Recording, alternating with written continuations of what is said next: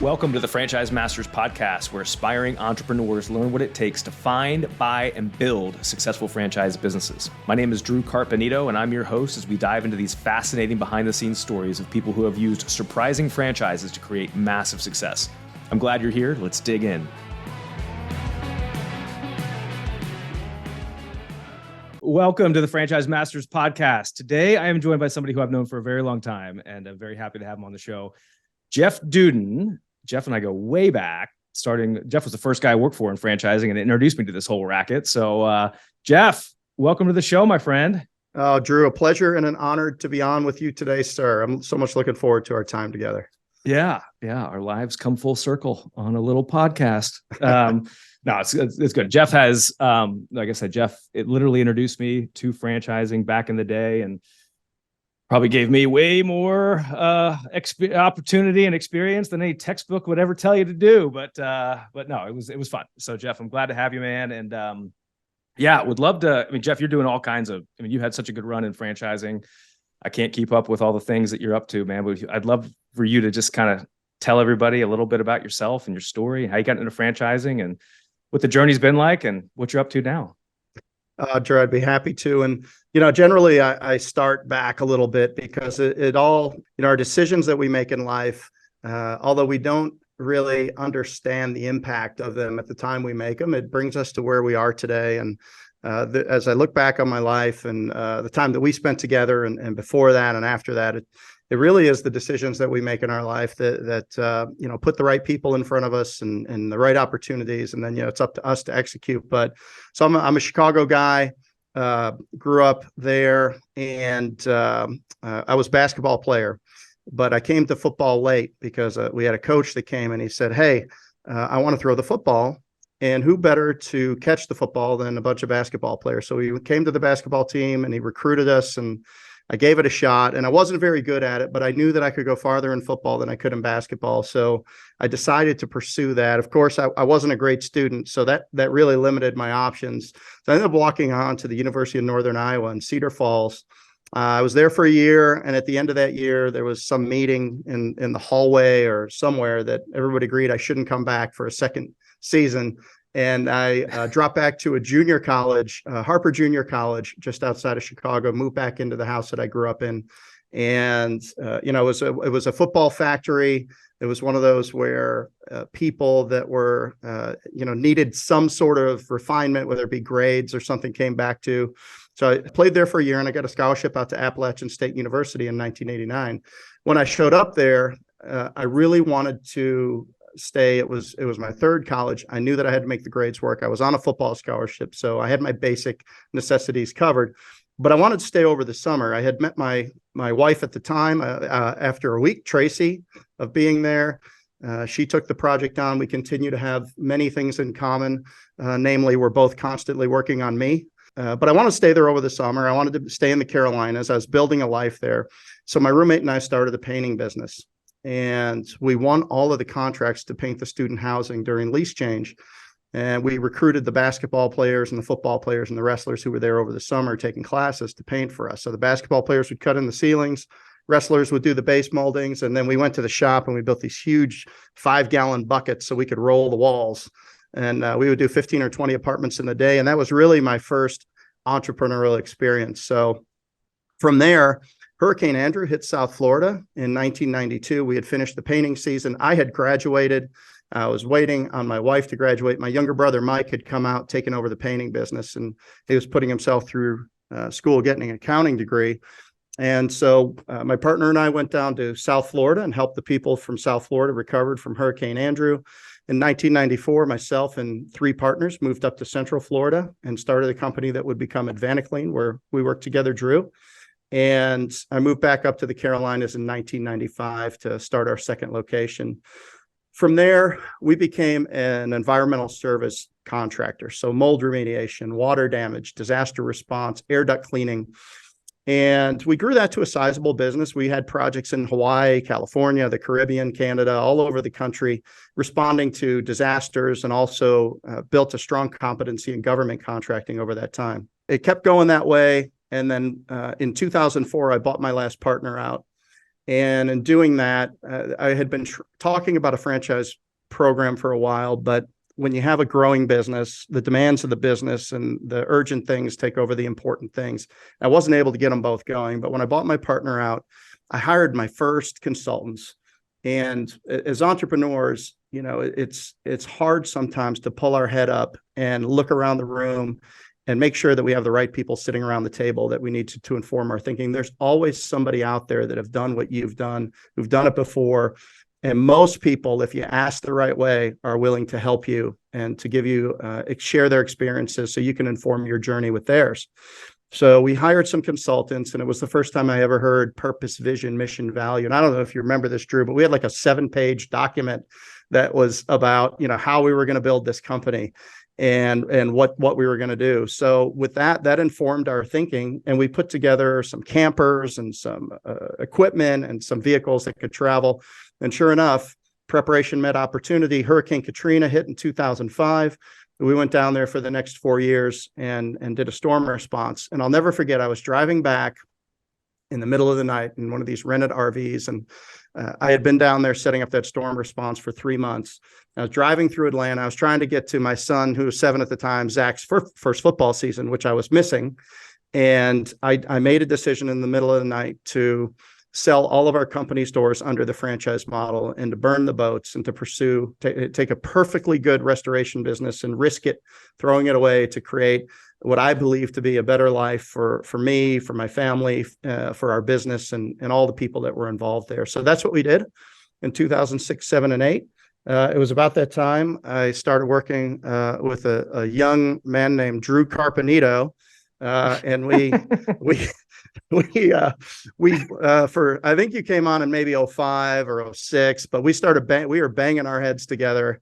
You might have come in 04, actually. Was it 04? No, it was 2006. Yeah, it was 2006 anyway. So I know the building we were in, and I couldn't figure out, franchise development and all that. And Drew had several tasks, enviable tasks around the building, but ultimately Drew figured out, how we could take this company to market. And we did so in 2009 by launching with the Entrepreneur Source, which was a broker group. And I remember a Facebook post came up not too long ago. We had 130 territories by 2013 when I was speaking at Springboard. And then ultimately we sold the business in January 1st, 2019 with 240 locations in 37 states. From there, and that was an incredible run, 24 years and 11 months. And it was a great outcome to a very long journey. And then from there, so my brother, who had came over and take over the painting business, he ended up going to work for Arthur Andersen, and then he went to work for the Carolina Panthers. He ended up as the CFO of the Carolina Panthers, and he helped lead the sale from the Richardson Group to the Tepper Group about the same time that I sold Advanaclean. So we got back together after that, and we were trying to decide what was next.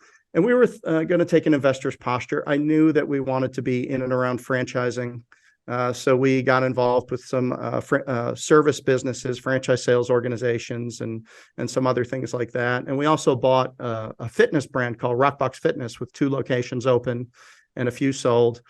And then COVID hit. So we built a fitness concept right in the face of COVID. We'll have 57 open this year and about 160 sold. And then we partnered with those founders, and they have a platform called Thrive More with now they have Beam Light Sauna in it. So we have that. And about a year and a half ago, after being involved in various aspects in the franchise industry, my son had joined the business. He's got an economics and finance major from Elon, and he had worked some sell-side advisory. And we decided that we wanted to build a property service platform. And, there's things that we did well with Advanaclean, and there's things that we didn't do as well as we could have. And our vision for Homefront Brands is excellence in all of the 6 pillars of franchising. And, you need capital, you need human capital, you need intellectual capital, and you need capital to make things happen. And we're at a time in our development where we really want to do something material, something significant, and we want to do everything the best we possibly can do it. We want to take the best from this brand that we've observed over the last decade or two, and we want to take the best from this brand and really build a brand where we inspire impactful, transformative actions by our franchisees. And we do believe strongly that small business and entrepreneurship is paramount to the health of this country.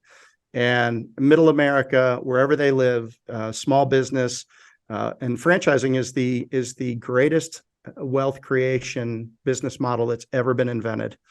And so by us doing this and putting great brands together with incredible support and fantastic leadership, we believe that we can be a part of really shoring up the middle class and making an impact in people's lives. And so, we're building a company not with a 3 or 5 year time horizon. We're building a company that we want to be here in 100 years. And that's the way we're looking at it. It's going to be the last and best thing that I do in this industry, and I'm going to stick with it just as long as I am able to do so. Yeah, so that's what we're up to now, and that's what I spend my days doing. Yeah, that's awesome, man. That's a heck of a ride, a heck of a journey. We worked extensively together to figure out the franchise thing. That was a nice plug, but I'm not taking that one. It was definitely a team effort. You would say this doesn't work, and I'd say, well, try something else. Yeah, I do think I spent 2 years of my life talking to people about, we're trying to figure out the lead gen thing, right? Like that was the hardest thing. Like, how do you get in front of like good people that you want to partner with and whatnot? And that took a long time, which I know a lot of other emerging franchise brands go through. It's a lot harder than a lot of people think to find the right people that you want to partner with and then to help them be successful. But figuring out how to get in front of those people is a big thing. I remember, man, it was Mike, it was you and me sitting in maybe Raleigh or Charlotte somewhere. And it was Michael Mudd, not Mike Mudd, Michael Mudd. He was with Relax the Back, and we were at the Back. We were right between him and Eric Wexler on one side. That's right. Yeah, Sexy Wexy. Yeah, and Michael Mudd on the other side. Right. We showed up, and we're like, "What? How does this work?" We didn't even have you need a banner, like a booth, like a table throw for a table. Like we were fundamentally learning, but those guys helped us. They just, we were nice to them. They liked us. And that was it. Getting connected with the right people and listening, right? Not being afraid to ask and listening and then do it. That's I was doing a panel and somebody asked me, what's the biggest mistake you ever made? And really it was, now, I used to think it was a badge of honor that we figured it all out ourselves for so long, and we don't have anybody from the industry. Well, that was probably a mistake. We've accomplished in Rockbox in 15 months, the first 15 months of owning that business, what it took 15 years to figure out in Advanced. And now, in Homefront Brands, we've acquired 6 companies in 11 months. We're more fundamentally sound than anything that I've ever been a part of. And it's because there's no lack of clarity with what we needed to do. And we're properly resourced to say, if this is what $1 billion platform looks like, then we want to have it now, because we never want to go through the switching cost of technology platforms or things like that. I mean, you really have to set owners up for success. And the more that you can centralize, the more that you can do to make the business easier to run, the more visibility and transparency and metrics that you can give franchise owners so that they can focus on the smallest number of critical things and train and execute on those things, the better probabilities of success that you're going to have. Anything can go to zero and nothing's 100%. So the decisions that we make every day really determine our success and our velocity of winning. Yeah, well said. I am curious because you threw it out there. Like, are you comfortable talking about what some of those learnings were as you have built out grown multiple franchise brands since you kind of have the 100% focus on Advanced? And are you comfortable kind of just maybe for like any young franchisors listening, or even folks that are thinking about it, investing in a franchise, right? It kind of gives them a couple things to think about and look at of any of these franchises they're looking at. Are there any some of the big, 1 or 2 learnings that you look back and you're like, wow, knowing what we know now, I wish I would have done this a little bit differently? Yeah, I think so.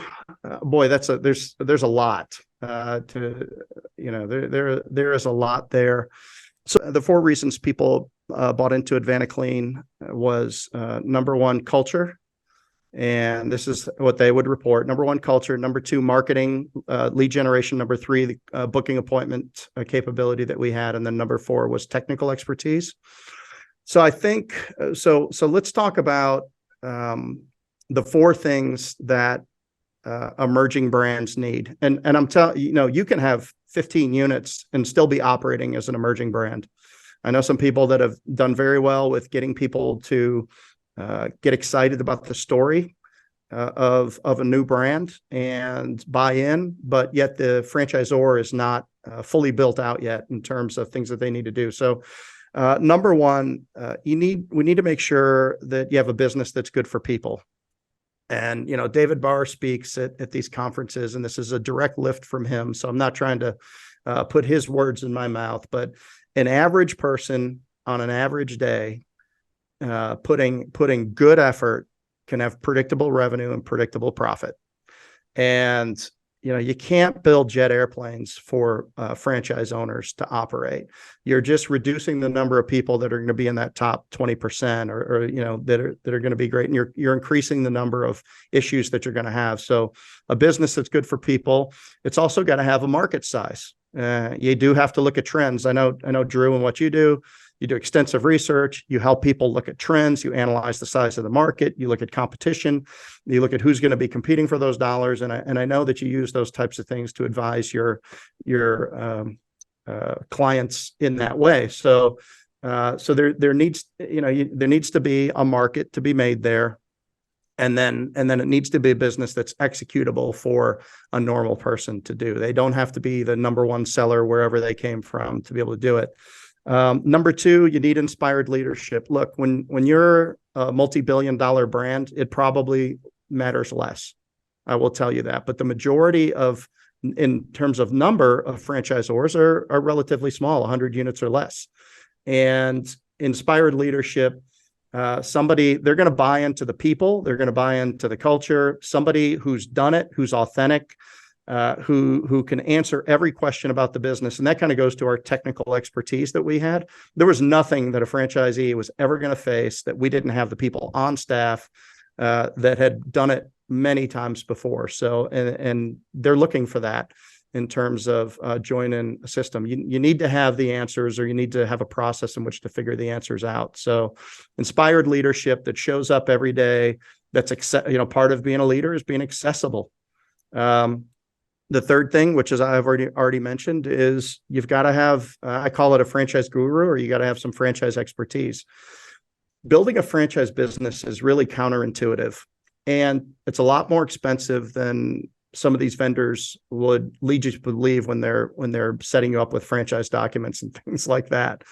And so doing the exact right things in the exact right order with quality and is really important. You don't have time to waste. You don't want to guinea pig your franchisees. So, knowing what to do, when to do it, and how to do it, all that information's available. Now, you probably have to show up at a few places or find a way to get that into your business. But really, what is it? 95% of the time is spent on defining the problem that you have, and then 5% is implementing it, doing the right things. So put great people, find a way to put some people around your table that are going to help you, and then it takes some money, and you really have to invest, especially early, a little bit ahead of revenue, unless you're one of these rare companies that you open up a location and you're selling cookies, and 50 people come in and say, I want to do this, and you have organic sales, and, you fund it through that, but that is the exception, not the rule. So you have to make sure that you have a mechanism. And so at Homefront Brands, all of our brands have been in business for at least 5 years. They are up in the, high level of sales. So everything that we have, they've worked out all the problems. They had all the systems in place. All but 2 of them had, multiple locations in multiple cities. So they've already figured out how to how to support remote locations. So when we take those businesses And then a couple of things. There's two things: territory and technology that I think we did better. Some brands will go strict population with their territories. Some territories will be good, some will be less good, some will be great. And we actually spent the money, like a couple other best of class franchisors, to really do the demographics. So we might not have 1,400 territories in a brand, we might have 300, or some of our brands have 600 or 700. But in our opinion, we've done the best that we can to make sure they're all good of hitting what we consider to be the minimum economic level that's going to make it a very attractive brand. So there's no lack of clarity around what the market potential is in a territory. So if you look at our territory maps, I mean, we have a lot of places in the country that just there aren't territory. I mean, it's we've really done that. And then the other thing we did, most of the businesses we acquired were between $5 and $10 million in sales. So they were small enough that we could migrate them all onto a single operating platform. So if, for example, if you run our Window Hero concept, it's going to have the exact same territories as our Mosquito concept, which is called Mozzie Dome. So you can lay those businesses right on top of each other and basically run them on the same screen.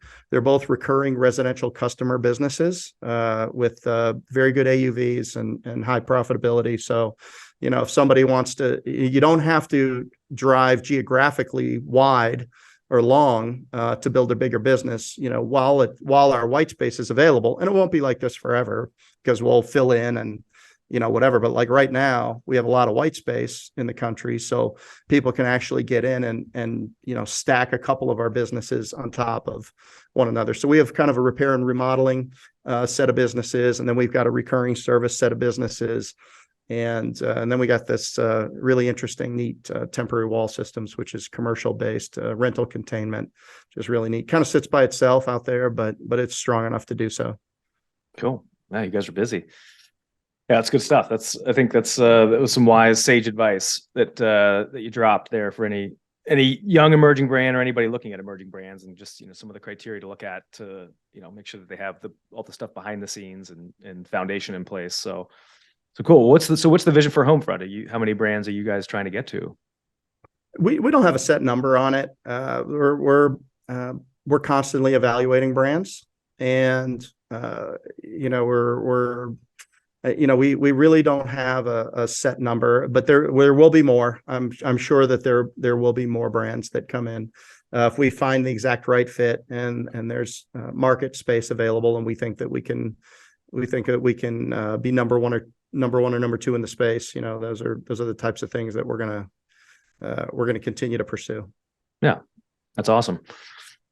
You mentioned something earlier that I wrote down because I thought it was interesting. I'd love to dive deeper into it a little bit. You mentioned that you think franchising is the greatest wealth creation tool out there.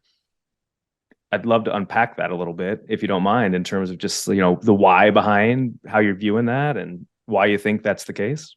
Yeah, so the IFA comes up, and I heard Matt Holler, the IFA president, say that. So again, all great knowledge is borrowed, but I do believe in it. And so 1 out of every 8 people, I believe, is employed somewhere in this country in a franchise, and I think 1 out of every 7 franchisees is a veteran.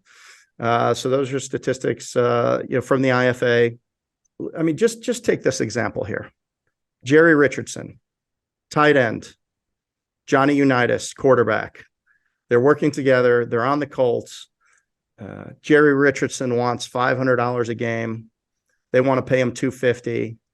He decides to retire and take that money and go buy a Hardee's.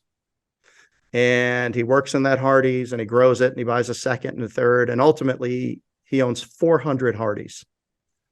And he uses that money to buy the Carolina Panthers and many other businesses. So, if you are willing and you really want to better yourself, where else can you pay a $50,000 franchise fee, finance a vehicle and some equipment, and build a business or multiple businesses that you've got some guardrails in which to build it?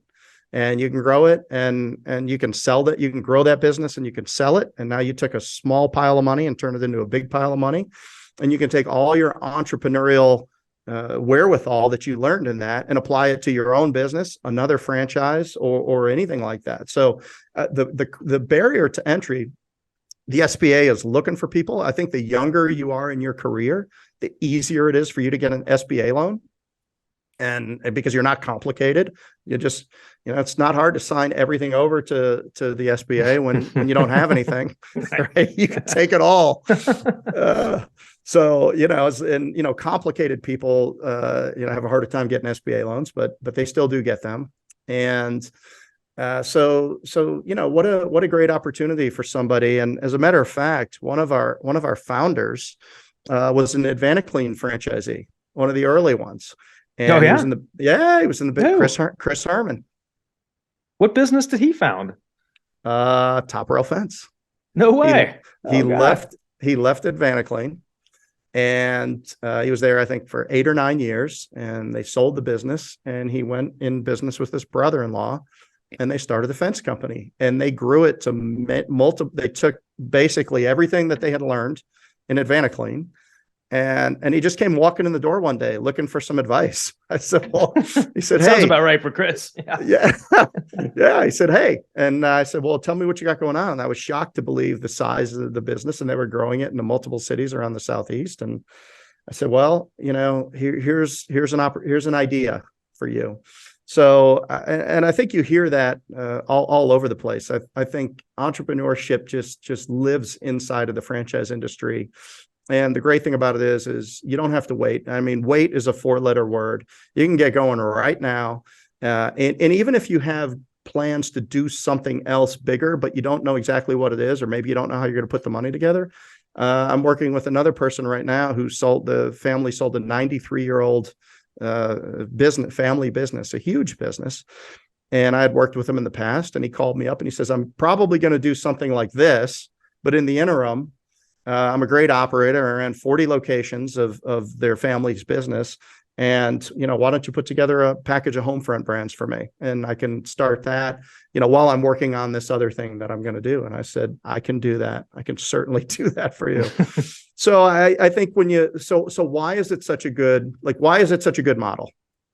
Well, technology has made it a better model than it used to be. When I first started looking at franchises back in the early 90s, and I looked at a couple before I started the company, you'd get a briefcase and some business cards and convention once a year, and it was good luck. And you had a binder with information. That was good because that's what was available at the time. But now the leverage that's created, good franchisors create incredible leverage in growing the brand equity, in customer acquisition, in technology systems, in supply chain efficiencies. You should get benefit. There's something we call the affiliation benefit that we measure. The affiliation benefit that a franchisee will get in a home front brand will be many, many, many times any fees that they pay us if they had to do these things on their own instead of being part of a shared ecosystem. So, and I think, and that's nothing that all good franchisors do. All good franchisors do those things today. So there's a leverage that's created and a certainty of outcome that can be created as long as the franchisee shows up and does what they're supposed to do. We say all the things that can be centralized and measured and done with excellence, we will aspire to do those things at our home office. But somebody has to hire a team, inspire a team, sell, and fulfill the work. And that would be you, Mr. or Mrs. Franchisee. And so that's but that's it. I mean, it's a square deal for people that want to be a part of a community, that want to go through life and leverage other people's experiences too. And a good franchise creates leverage in the community and enables transparency, lateral communication, peer groups, all of those types of things. Because there is sometimes the best ideas and some of the most relevant and contemporary strategies are going to come right out of the franchise network. So So being part of that really, I think is a good experience for anybody who's maybe a first-time entrepreneur, or even somebody that wants to add some businesses to their entrepreneurial portfolio that are seasoned. It's funny that people that are more experienced in building businesses tend to have a higher appreciation for the things that we do for them. It's interesting. It makes sense because they've had to do it all themselves, right? And figure it all out along the way. That's right. That's right. Yeah. Yeah. That's, obviously I agree that I think it's interesting because like the non-food side of franchising, which is the side of the fence that we play on, doesn't get, you don't hear about it in the news from the glitz and glamour as much as you do as the food side or the hotel side or, whatever, but it's a very significant part of our communities and, our economy in terms of just like how much money flows through any franchise in general, but in particular on the non-food side. And I think it's starting to pick up I think more and more people are starting to pay attention to it. I'm seeing all kinds of folks coming to me that I haven't seen in a long time, especially right now with like, I'm getting a ton of real estate folks coming my way, which can be an interesting deal because they're not used to operating anything. They're just used to plunking a bunch of money down and, collecting that quote unquote passive income stream. So there's a little bit of a different conversation in terms of what it has to, what it means to operate a business, but there's a lot of different ownership models and operational models out there. But I've been doing this podcast, I don't know, a few months now. And I'm pretty firm in like, the few things that the best franchise owners do are all the things that obviously the franchise company can't do, which is the reason that the company is franchising in the first place and willing to give up the bottom line profits to their business model in other locations around the country. But it's like people management, like they're good on the people side. Like they can get people, they can cast a vision, they take time to understand people, they can put together a team of people. They're not afraid to hire people. They're not afraid to fire people either quickly. They tend to embrace, sales and marketing. They kind of have like a savvy customer service, sales, marketing bend to them because they understand the creative ways to get the business out in the community. They're not afraid to spend money on advertising, which is obviously an important thing. And then they're just relentless executors. Like they just want to work, at least for, they're willing to put in a couple years of hard work to be able to build something that can enable them to maybe take their foot off the gas and be able to enjoy some of the more flexible opportunities that come in through entrepreneurship. And if they do all that, they have this asset. Like that's the thing. That's a lot of people don't realize that. Like they have this asset that they can sell, or that somebody would pay them for. So it's that's where the wealth creation comes in. I'm assuming in what Holler was saying. So yeah, there's a lot to unpack there. And there are people that have made significant amounts of money as the franchise owner with the most surprising businesses that are out there. You got to have an open mind, I think, too. Like is one of the big things too. If you can have an open mind, franchising can be a lot of fun to take a look at from a quote unquote asset class perspective. Oh, there's especially with what is happening in our economy right now.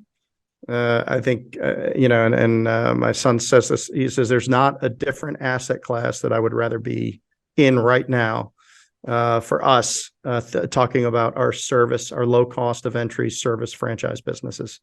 These can fill a gap. These can solve a problem. People can buy today or get awarded today, train next month and be out there the very next month. Replacing income, earning a living, doing so with certainty that they bet on themselves. It's just great. I never get tired of it, Drew. I never get tired of it.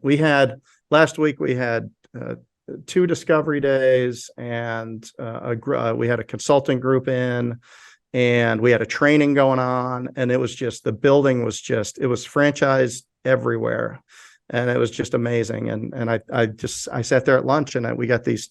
We got these young kids just like we had back in the day, right? Right out of school, marketing positions and whatnot. And I just looked at them. I said, I never get tired of this, man. They were so excited to be part of something and to be growing something. So I couldn't agree with you more. No, that's awesome. So what's next? Well, I think this is kind of it.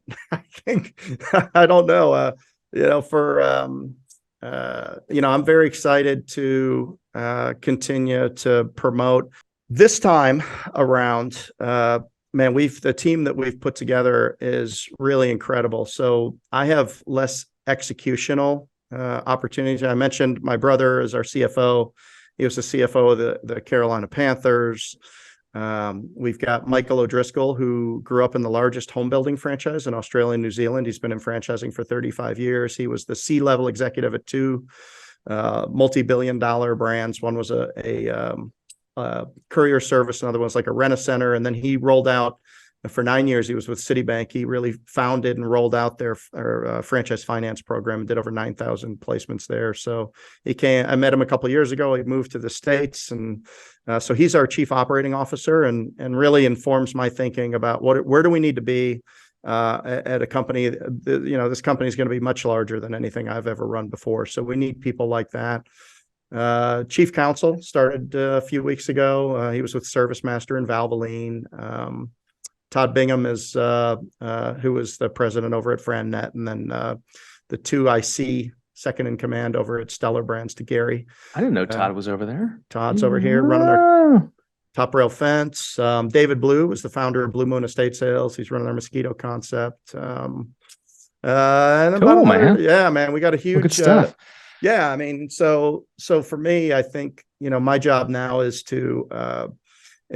really to really promote the platform, to continue to attract great people to join us, to hold the standards of excellence and execution, and most importantly, things get wacky culturally. Maybe we've been a little bit of an enabler in some ways. I think excellence in franchising also has to do with the ability to really hold people accountable to the things that are best for them, even though that they might want something different in the moment because there's stress or anything like that. So making sure that we are like tighten up without getting uptight, right? And really, have a culture of accountability, a great sales culture. I mean, just have a great sales culture, really inspiring our franchisees to go out there and win, and helping them win together. So those are the things that I'm really working on. I just want to make sure that we get those things right. It needs to be a great experience for people. And I mean, I take it very seriously. And that I take it very seriously that we impact people's families, man. And, we're not here just to, award a bunch of franchises and walk away from it, man. We are really very serious about making sure that we build strong relationship equity with these people, and that we do everything we can to help make them have the best outcome possible. That's awesome, man. Focusing on the important things. Well, Yes. Cool. Well, good luck with that. And I appreciate you hopping on here. By the way, if anybody's interested in how we think about building businesses, I do have a book out there called Discernment. It's the Business Athlete's Regimen for a Great Life Through Better Decisions. So you can find it on Amazon for a few shekels. But really, what's in the book is it's really about, the quality of our decisions impacts the quality of our life and the velocity of our businesses. And, when you think about wisdom and people that are wise, right?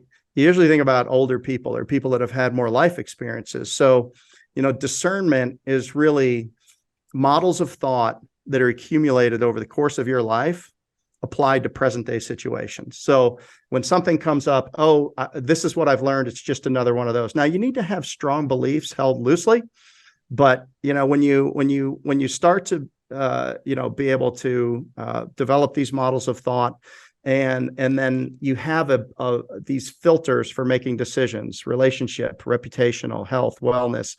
How do you make decisions about the outcomes in your life? Because nothing is 100%. Anything can go to zero. And every decision that you make is going to increase or decrease your probability of success. Some businesses, it's just the tasks, right? I've decided to do, the more tasks you do, the more of these you're going to get. And it's really about that. Other times it's about making the best right decision that you possibly can in the moment. So I know that especially for people that are young in their career, that have got the book, it's really informed their thinking as they're in these critical paths early in their life, because these early in life decisions, I mean, think about it. I don't know if you remember when I walked back into the building, and maybe you weren't there yet when I said, we're selling all these company stores.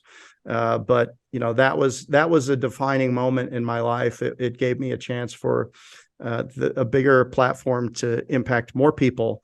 And so the more intentional we are about building a construct of thought around our decisions, I think the better off that we're going to be, and the higher probability we're going to get the outcomes we're looking for. Oh, well said, man. Sounds like that's a good read. Cool. Well, Jeff, appreciate it, man. Thanks for hopping on. If people want to get in touch with you, how can they reach you? LinkedIn, just Jeff Dudan on LinkedIn is great. Also, Instagram. I tend to do more than Facebook, but I am on Facebook as well. Or you can go to homefrontbrands.com, reach out to us there, learn about our brands. Or if you want to check out some of my content, podcasts and things, you can go to dudangroup.com. We also have some content there for you. So those would be the ways. I look forward to hearing from anybody that wants to talk about franchising. Cool, man. Well, thanks for joining. It was great to catch up, and I'll let you rock. Went fast, Drew. You're the best, man. I appreciate you. Yeah, man. Good talking to you. Same.